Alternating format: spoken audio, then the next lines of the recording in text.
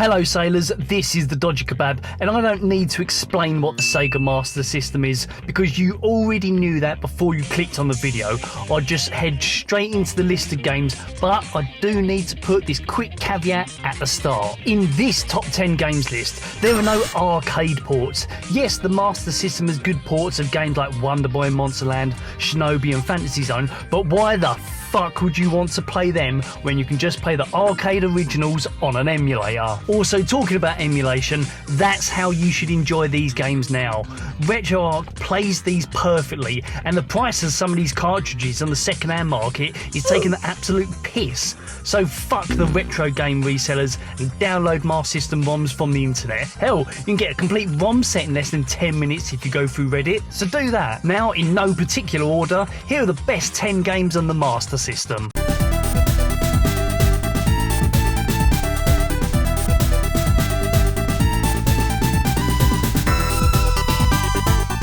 So let's get the obvious one out the way first. Phantasy Star is the best RPG on the system by a country mile, and that's what Sega wanted when they made it. They saw how half the world were wanking themselves stupid over Dragon Quest on the NES and decided they could do better.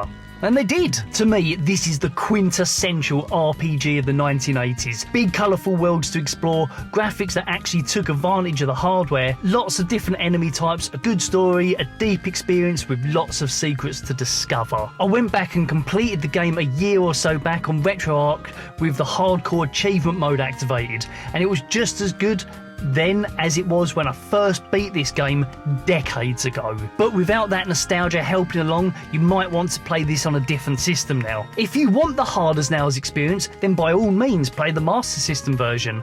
But remember, Sega didn't know what the fuck they were doing when they made this game, and it's a miracle it came out as good as it did. There is a lot of jank going on under the hood of this game, which makes the difficulty level absolutely crushing in some areas. So for example, all of the point values in this game were created with guesswork. I'm not even joking, all the hit points values, attack and defense values were created by guesswork and not any sort of mathematical scaling formula like today's games. So there are points in this game where you will steamroll through bad guys, then 5 minutes later you have the shit kicked out of you with fuck all warning. This game got re-released on the Nintendo Switch with all the point values now set at sensible figures, as well as a few other quality of life changes. But then again, if you're going to do that, then you might as well take a look at the PS2 remake, which features the whole game rebuilt from the ground up with nice graphics. It only came out in Japan, but there are fan translations around which are really quite easy to find.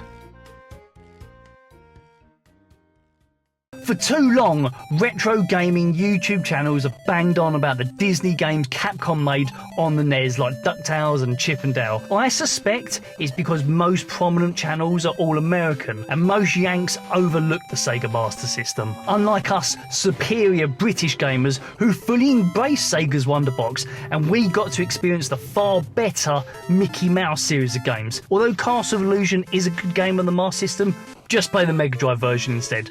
But its sequel, Land of Illusion, is an 8-bit exclusive. Now there is a Game Gear version of this game, but because of the lower resolution, the whole game has been jigged around a bit, and because of that, some bits are not as good. Like here, you can't make this jump on the portable version like you should be able to on the Master System version. So when you play it on the correct console, you get a fantastic platform game which shits all over the Capcom Disney games.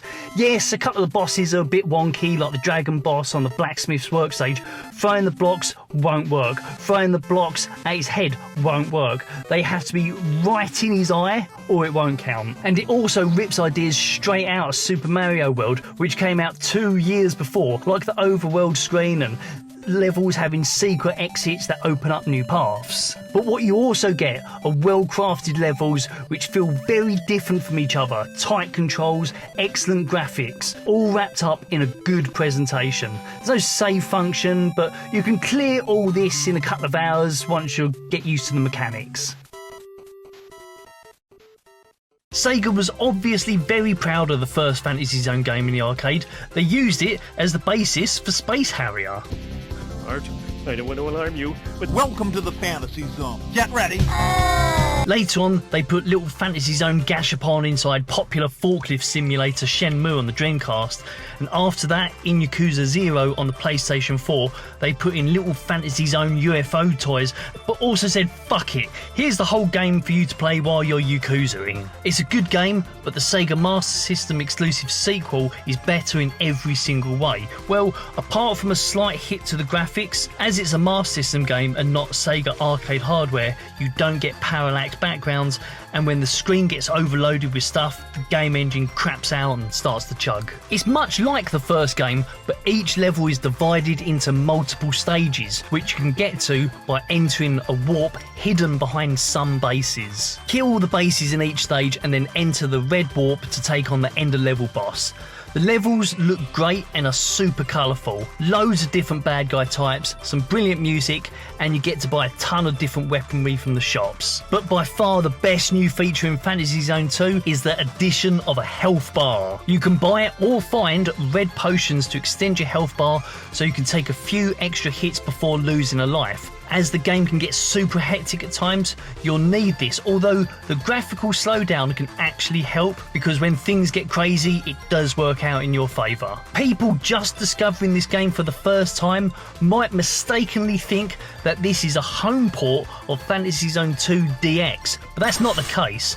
The Master System game came out in 1987, and although an arcade game did come out around this time, it was just the Master System game but shoved into an arcade cabinet. People seeing Phantasy Zone 2 DX in their main list are actually looking at a game that was made in 2008 by M2 for the Sega Ages Phantasy Zone collection for the PlayStation 2.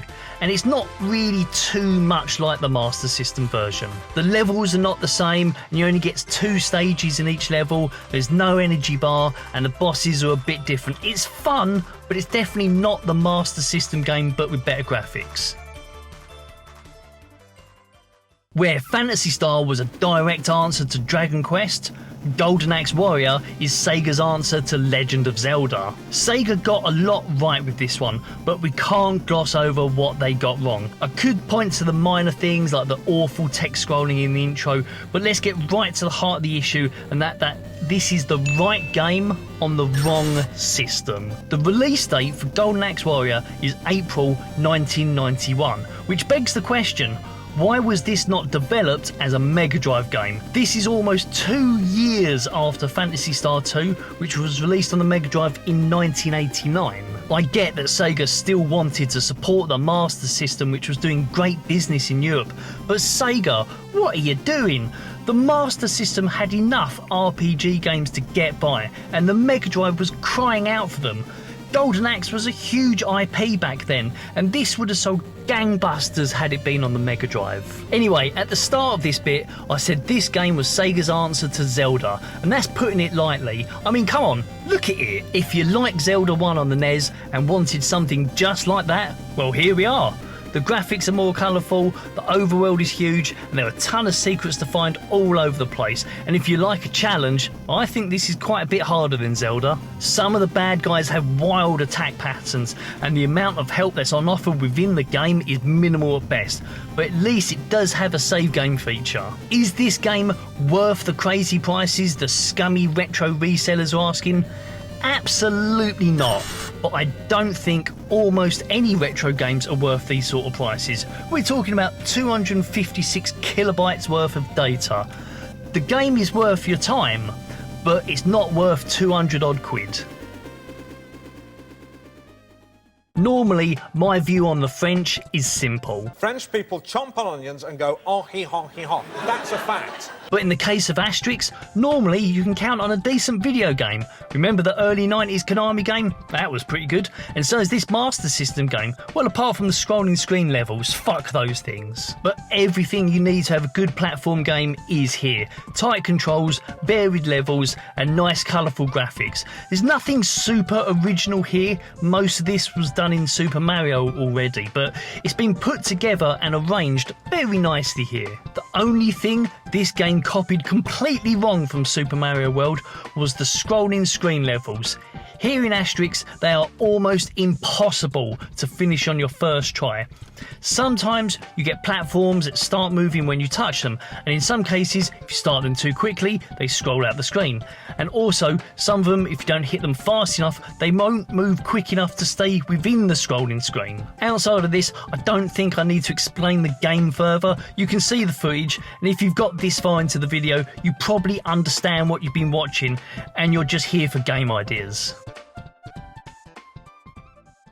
Many people would put Alex Kidd in Miracle World, but you can play a better version of that game on the PS5 now, and it's on the PlayStation Plus game catalogue, so if you're a subscriber, and you should be because it's way better than Game Pass, play it there. No, instead, we've got the Master System exclusive Alex Kidd in Shinobi World. They took Alex Kidd and Shinobi and slapped them into one game. To me, this title represents both a fantastic video game and a huge missed golden opportunity from Sega. But before I get into that, what we have here is a great game. An intro inspired by Sega's Dynamite Ducks, and then there's an action platform game that has snappy controls, well-planned levels, which really vary throughout the game, so there's some great moves Alex can do, and it's got some fun graphics. But clearly, the idea here is that this is an Alex Kidd take on the Sega game Shinobi. The levels are clearly inspired by Shinobi, the layouts that have been taken from Shinobi are easy to spot, and some of the bosses too. Now, Sega was never shy about allowing worlds to collide, like the chicken leg monsters in both Golden Axe and Altered Beast, or the Sonic decoration in Radmobile, but this Alex Kidd Shinobi crossover feels like Sega stumbled across a brilliant idea, but then never went back to it. Crossing over your different games and making fun, cute versions sounds to me like a winning idea. I mean, who doesn't want to see Alex Kidd Fighter or an Alex Kidd Yakuza crossover? It basically sells itself. I mean, it doesn't have to be Alex Kidd, it could be Hatsune Miku or something. In fact, a Streets of Rage Miku crossover has got a million seller written all over it. When you think of Ninja Gaiden, you probably think of the Famicom game, maybe the arcade game, or even one of the modern games. No one ever thinks of the Master System game. Ninja Gaiden is weird for me. Some days I can absolutely get into the zone and just ninja my way through these games. But other days I just want to launch my controller into the TV because of how frustrating they can be. But as games go, on the Master System, this is a decent one. The graphics, controls and sound are all pretty good. If you've not played it, your first question is going to be, is it as good as the NES version? It's a different game altogether, but personally I think the NES version comes out on top. The Master System version isn't bad by any stretch, but the NES version just had more punch to everything, and as hard as it can be, it's got less shitty surprises when if you didn't react within 0.1 seconds of running into a new room, you're dead. If you enjoyed the NES game, you'll probably enjoy the Master System version too. Like I said, it's completely different, but the moveset of the character is all pretty much the same. Now, this one I played the shit out of back in 1991 and loved it. So the idea here is that Scrooge McDuck is telling his family about his lucky dime, all while being watched by Evil Woman Duck. Then outside, birds steal the nephews, and then Evil Duck steals the lucky dime. It's not fucking Shakespeare, but it will do. You now play as Donald as you complete different levels around the world to get both boys and lucky dime back. The Mega Drive got Quackshot, the Master System got this, and both are really good. Again, graphics, sound, level variety, controls, it's all great. It's a good game that's been properly designed around the hardware and it shows. It's still got some stupid elements to it, like the difficulty is all over the place. Donald is armed with a mallet by default, but if you take a hit, you lose it. Take another hit, you die. So if you make a mistake at any point, all of a sudden, the game gets harder and you no longer have a weapon. Just hope that a bad guy drops one as a power-up. Talking about power-ups, you can't collect them until they hit the floor, so you can't collect them in the air. And if the platform is one that you can jump up to from underneath, it doesn't count as a proper platform, so the power-up just falls out the screen. Then you've got the bosses, so you fight through the levels, using continue after continue because A fair part of this is genuinely quite hard, then you get to the boss and the game turns to baby mode and it all becomes a complete cakewalk. But it is a good game which oozes that just one more try feeling every time you die. Not as good as Mickey Mouse due to the crazy difficulty spikes, but still worth your time. I don't care if I'm the only one in the world who recommends this game. I like it. Now, I'm going to go out on a limb here and assume that you don't know Dragon Wang from the Sega SG-1000. Don't worry, you haven't missed much. It's absolute wang, just like the rest of the games on the SG-1000. But the sequel, Kung Fu Kid on the Sega Master System, is better. Well, objectively, it's not that much better. You can avoid most of the enemies in the game just by jumping over them. Some of the bosses are ridiculously easy, and the whole game is quite repetitive. But there is just something about the dumb fun that's on offer here which I just keep coming back to every so often. I read a comment on a playthrough video that summed it up quite nicely. There's not many games that you can have fun that just involve following patterns, and the rush you get from running a perfect game is great. But that comment is right. There are just a few enemy patterns to remember here, and actually completing a perfect run is very much in your grasp because there's only 5 levels. If you wanted a video game where the skill ceiling to mastery isn't that high and a perfect run could probably be achieved in just a few days, this is your game right here. Before I get to the last game in the video, I want to mention a few games that didn't make my list. Psycho Fox, Wonder Boy 3, Power Strike 2, Sonic Chaos and Spellcaster. I didn't forget about these games, I just don't think they aged that well. Yep, even Wonder Boy 3. Just play the PS4 version instead.